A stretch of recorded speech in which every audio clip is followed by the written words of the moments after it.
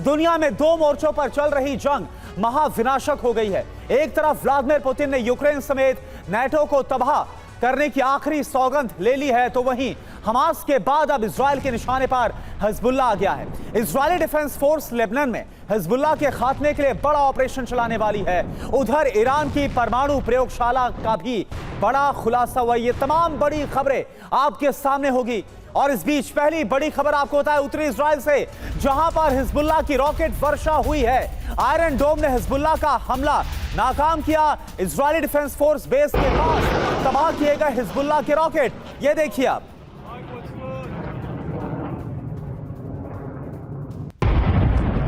यो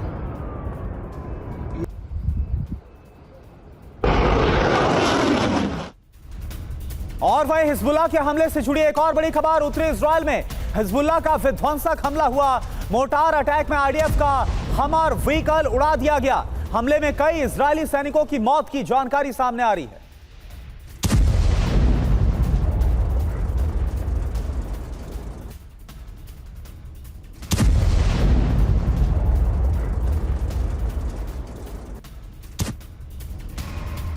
और वहीं आप देखिए, हमलों के बाद हिजबुल्लाह को खत्म करने की तैयारी में है इजराइल। इजराइल के खिलाफ आपको बता दें कि जिस तरह से हिजबुल्लाह की तरफ से हमले किए जा रहे हैं, अब इजराइल ने हिजबुल्लाह के खिलाफ ऑपरेशन को छेड़ दिया है। हमास के बाद आईडीएफ का सबसे बड़ा ऑपरेशन, जल्द हिजबुल्लाह को खत्म करने की तैयारी में अब बेंजामिन नेतन्याहू नजर आ रहे हैं।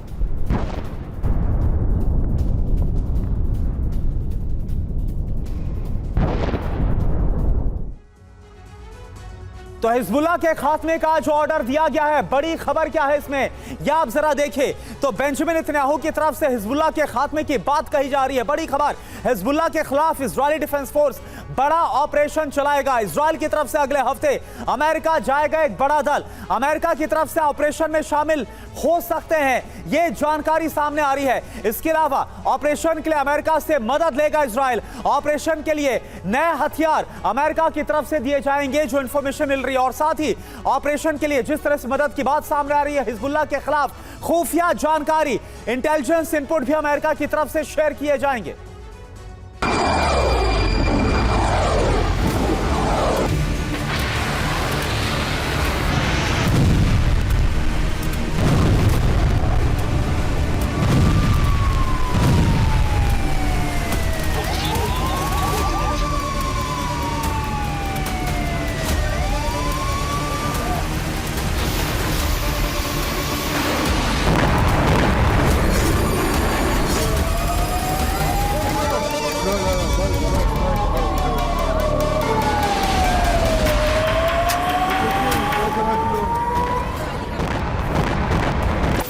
इजराइल के खिलाफ जिस अभियान की तैयारी महीनों से चल रही थी, उसकी शुरुआत हो चुकी है।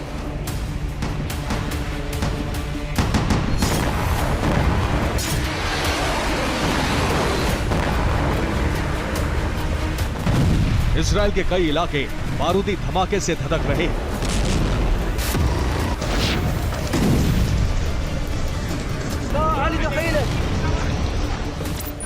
हूती ने भी लाल सागर में नए सिरे से हमले की शुरुआत कर दी है। हिजबुल्लाह ने पूरी ताकत के साथ इजराइल पर हमले की शुरुआत की।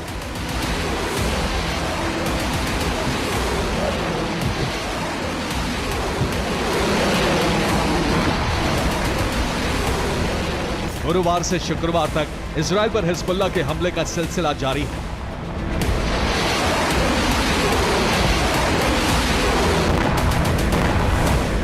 लेबनान में पलटवार के बावजूद इजराइल पर ताबड़तोड़ हमले का तूफान थम नहीं रहा है।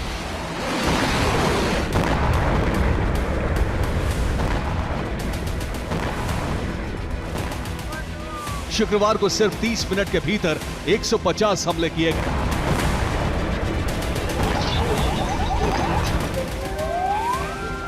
हमलों की तेज रफ्तार से एयर डिफेंस नाकाम हो गया और फिर उत्तरी इजराइल धमाकों से गूंज उठा।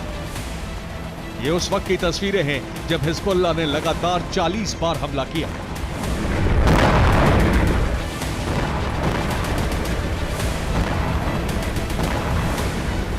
इजराइल की ऐसी हालत तब हुई जब एयर डिफेंस से ज्यादातर हमले नाकाम कर दिए गए। फिर देखिए कितने बड़े इलाके से लगातार धुआं निकल रहा है। उत्तरी इजराइल के रिहायशी इलाकों में धमाके हुए, इमारतों को नुकसान होने के साथ कई लोग जख्मी हो गए। इजराइल में एयर अलर्ट के सायरन से बार बार दहशत मची। गोलान के पहाड़ों पर कई रॉकेट गिरे। हिजबुल्लाह के हमलों के बाद यहां के पेड़ पौधों में आग लग गई। इराक से भी इजराइल को टारगेट किया गया। इस्लामिक रेजिस्टेंस के दावे के मुताबिक हमलों में इजराइल के एक एयरबेस को काफी नुकसान हुआ है।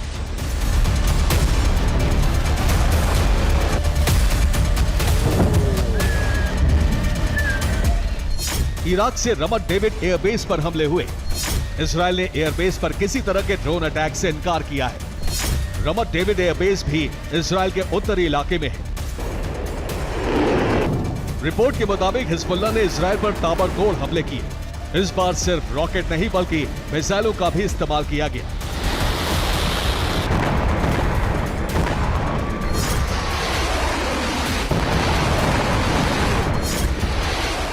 मिसाइल, रॉकेट, ड्रोन के हमलों का तूफान सिर्फ 40 मिनट का था, जिसमें इजराइल के कई इलाके दहल उठे।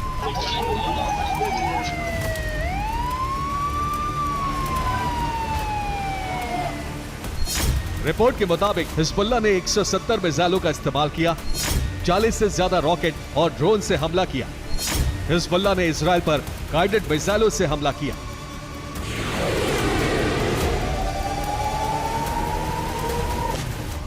हिजबुल्लाह के हमलों से इजराइल के 3 इलाकों में सबसे ज्यादा तबाही मची। एक दिन के लिए इजराइल को स्कूल और दफ्तरों को भी बंद करना पड़ा।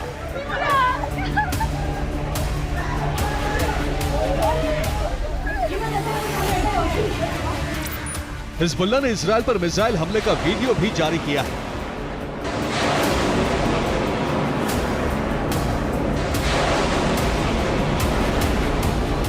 हिजबुल्लाह का दावा है कि मिसाइल से इजराइल के 3 सैनिक बैरक्स को टारगेट किया।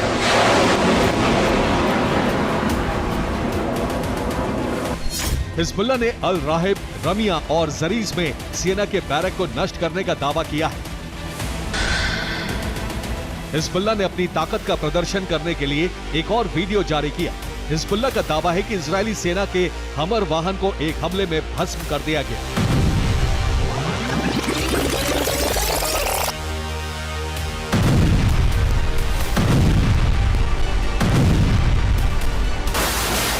हिजबुल्लाह के हमलों के बीच हूती ने 3 कार्गो जहाज पर हमले का दावा किया है। हूती प्रवक्ता का दावा है कि अदेन की खाड़ी में 2 क्रूज मिसाइल से हमले किए गए। हूती ने यूक्रेन के एक कार्गो टैंकर को निशाना बनाया। 24 घंटे में हूती के 3 ऑपरेशन कामयाब रहे। 3 कार्गो शिप पर बैलिस्टिक मिसाइल और ड्रोन से हमले किए गए हैं।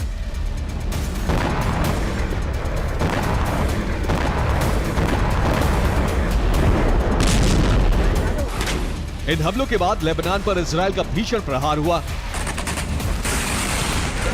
लेबनान के कई रिहायशी इलाकों में भी प्रहार हुआ।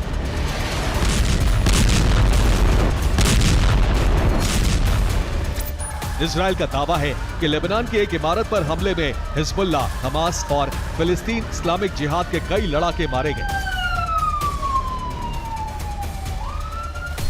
इजराइल का दावा है कि लेबनान के जनता इलाके की एक इमारत पर हमला किया गया। हमले में हिजबुल्लाह और हमास से जुड़े 14 लोगों की मौत हुई। इजराइल का दावा है कि लेबनान में छिपे सभी लोग हिजबुल्लाह और हमास के सीनियर नेता थे। लेबनान ने दावा किया है कि इजराइल गाजा की तरह ही लेबनान के रिहायशी इलाकों को निशाना बना रहा है और झूठे दावे कर रहा है।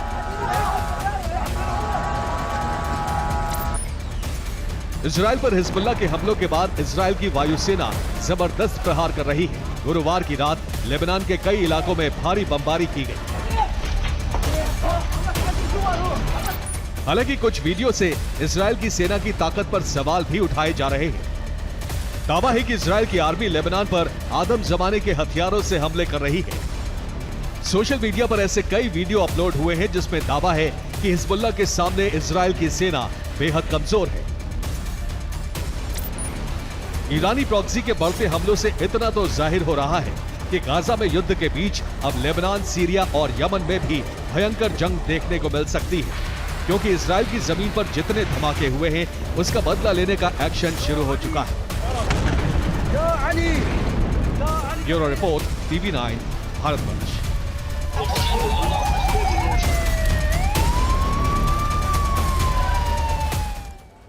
और देखिए एक और बड़ी खबर, इजरायली फाइटर जेट का लेबनान पर बड़ा हमला हुआ। हिजबुल्लाह के ठिकानों पर एयर स्ट्राइक की गई उड़ाई से और कफर केला हिजबुल्लाह के जो ठिकाने यहां पर उनको तबाह किया गया।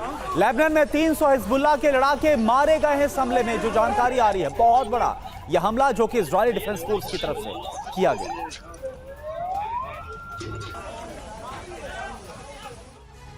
और एक और बड़ी खबर, आईडीएफ का लेबनान के यारोन इलाके में भी बड़ा हमला हुआ है।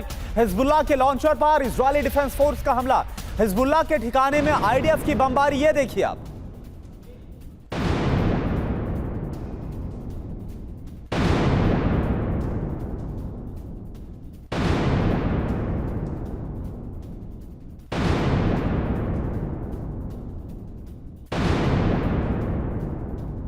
ईरान के परमाणु प्रोग्राम पर बड़ा खुलासा। ईरान के एटमी प्रोग्राम पर IAEA का बड़ा दावा। ईरान ने परमाणु कार्यक्रम को और तेज किया। गाजा जंग की वजह से तेज किया गया है परमाणु कार्यक्रम। तो गाजा जंग को वजह बताया गया और यह वजह बताते हुए ईरान की तरफ से परमाणु प्रोग्राम को और भी तेज करने की बात सामने आ रही। IAEA का दावा। तो ईरान की एटमी प्रयोगशाला महाविनाश का फॉर्मूला साबित होगी क्या? इस पर पूरी जानकारी आपके सामने बिग वॉल के जरिए। ईरान की एटमी प्रयोगशाला महाविनाश का फॉर्मूला, ईरान पर IAEA की रिपोर्ट क्या कहती है? परमाणु हथियार बनाने की तैयारी में है। अब ईरान भारी मात्रा में यूरेनियम जमा किया गया है। खबर यह है कि नातांज प्लांट में यूरेनियम का भंडार इकट्ठा करके रखा है। ये सब दावे IAEA की तरफ से। यूरेनियम का 60% संवर्धन किया गया है। अब खास बात क्या है इसको भी आप देख लीजिए। हथियार बनाने के लिए आप देखिए 90% संवर्धन जरूरी है, यानी कि ईरान बेहद करीब है इसके। IAEA की रिपोर्ट से अमेरिका में हड़कंप मच गया है। और जानकारी क्या आ रही है? अमेरिका की ईरान को जवाब देने की भी तैयारी है। जो खुलासा हो रहा है ईरान के न्यूक्लियर प्रोग्राम को लेकर। और इस बीच आपको बता दें कि गाजा में नरसंहार का आंकड़ा और भी बड़ा होता हुआ नजर आ रहा है। गाजा की धरती पर इजरायली डिफेंस फोर्स की बमबारी उस वक्त तेज हो गई जब युद्ध विराम की उम्मीद पूरी तरह से खत्म हो गई। और इसी के बाद इजरायली सेना गाजा में विनाश की बारिश करने लगी। लेकिन एक्शन सिर्फ इजरायल का ही नहीं बल्कि ईरान का भी शुरू हो गया है। देखिए रिपोर्ट आप।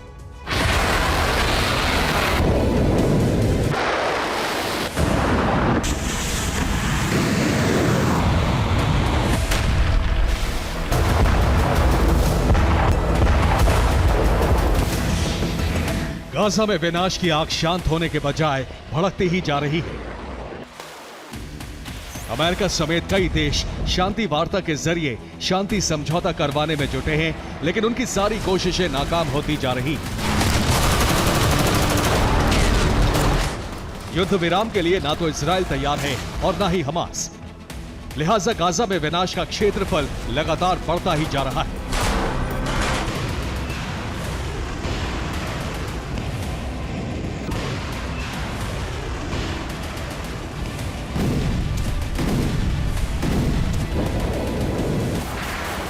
युद्ध विराम को लेकर सारी उम्मीदें उस वक्त ध्वस्त हो गईं जब अमेरिकी विदेश मंत्री एंटनी ब्लिंकन का बयान आया। सीजफायर को लेकर ब्लिंकन ने कहा है कि अमेरिकी युद्ध विराम इजरायल और हमास दोनों ने ही खारिज कर दिया है।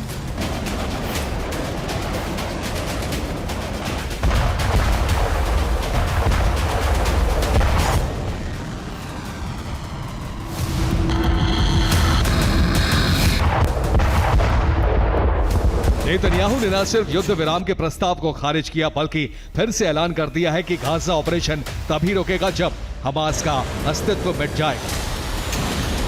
नेतन्याहू की इसी घोषणा के साथ ही आईडीएफ ने गाजा में नए सिरे से नरसंहार करना शुरू कर दिया है।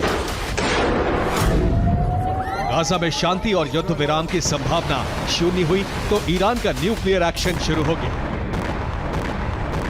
ईरान ने अजरबैजान की सेना के साथ संयुक्त मिलिट्री ड्रिल की। इस दौरान इजरायल पर हमले का अभ्यास किया गया।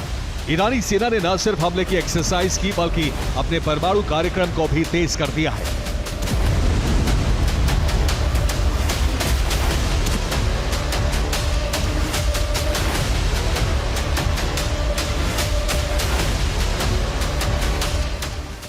ईरान के नतांज और फोर्दो न्यूक्लियर साइट पर गतिविधियां तेज हो गई हैं। ईरान ने इन दोनों जगहों पर यूरेनियम संवर्धन को तेज कर दिया है। इसी के साथ ही नतांज और फोर्दो एटमी सेंटर की सुरक्षा भी बढ़ा दी गई है।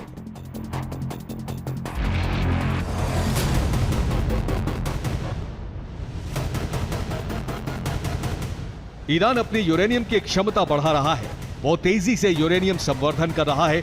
इस बात की जानकारी उसने इंटरनेशनल एटॉमिक एनर्जी एजेंसी को भी दे दी।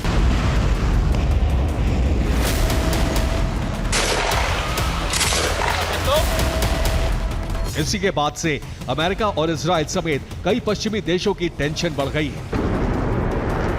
माना जा रहा है कि पर्याप्त संवर्धित यूरेनियम का भंडार तैयार करने के बाद ईरान परमाणु परीक्षण करेगा। अगर ऐसा हुआ तो ईरान अमेरिका के साथ साथ इजराइल के लिए भी बहुत बड़ा खतरा बन जाएगा। अमेरिका ईरान पर हमला करने से पहले 100 बार सोचेगा। Bureau report, TV9 Bharatvarsh.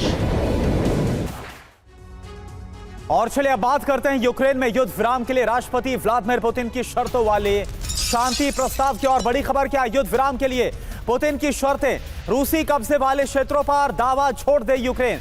Ukraine के 4 राज्य चाहता है रूस, आधे यूक्रेन पर कब्जा चाहते हैं पुतिन। नाटो में शामिल होने की जिद भी यूक्रेन को छोड़नी पड़ेगी। ये शांति के लिए शर्तें रखी गई हैं।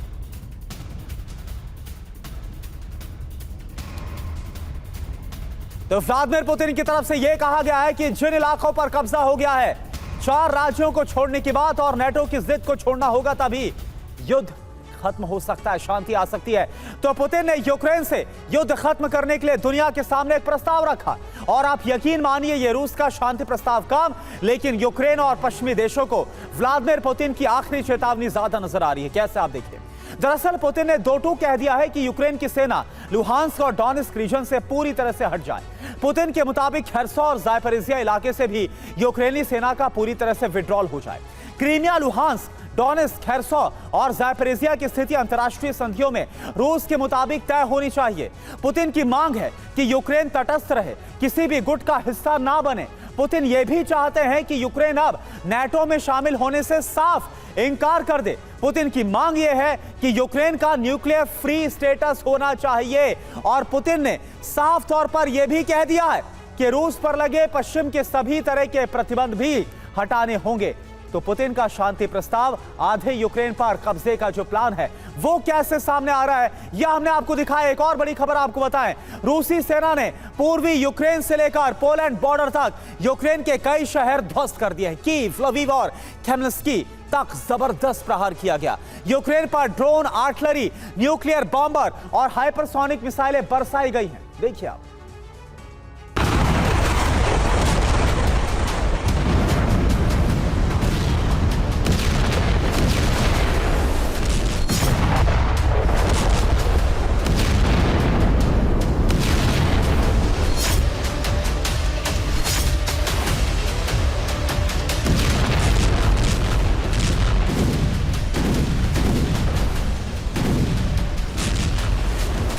क्रीमिया पर प्रहार और अमेरिका से यूक्रेन का करार, इन दोनों का प्रतिशोध रूस ने शुरू कर दिया है।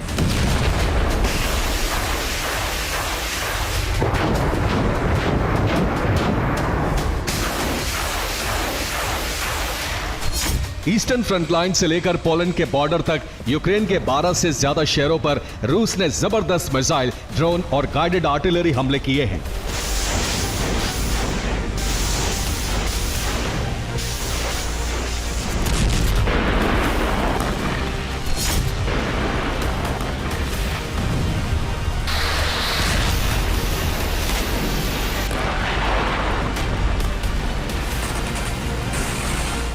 सबसे ज्यादा हमले यूक्रेन की ईस्टर्न फ्रंट लाइन पर किए गए हैं। नक्शे का लाल हिस्सा रूस के कब्जे में है और यहां अलग अलग मोर्चों पर जंग जारी है। 13-14 जून को रूस ने इस क्षेत्र में विनाशक बारूदी वर्षा की है।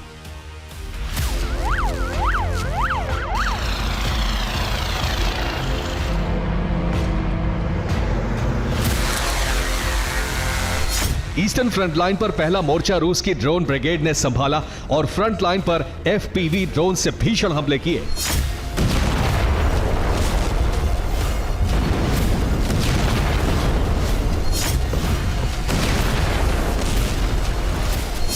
रूस की एफपीवी ड्रोन ब्रिगेड ने यूक्रेन को नहीं बल्कि अमेरिका को भी करारी चोट पहुंचाई है।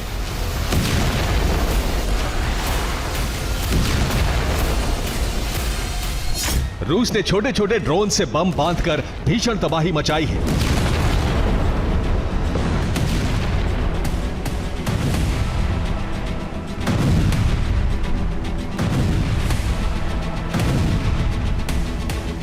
रूस ने ड्रोन से बमबारी करके यूक्रेन का एक अब्राम्स टैंक, 4 हमवी सैन्य वाहन और एक ब्रैडली वाहन ध्वस्त कर दिया।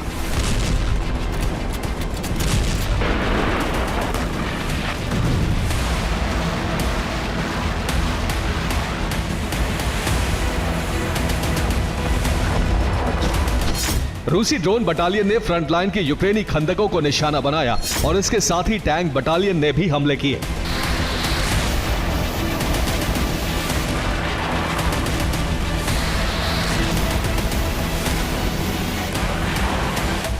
खेरसोन में नीप्रो नदी के किनारे यूक्रेनी मोर्चों पर रूस ने जबरदस्त बमबारी की।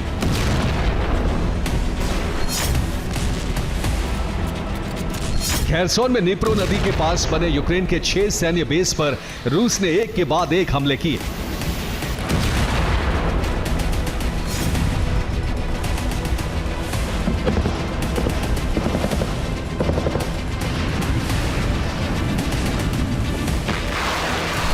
खेरसोन सहित चासिव यार में भी यूक्रेन को भारी नुकसान उठाना पड़ा है।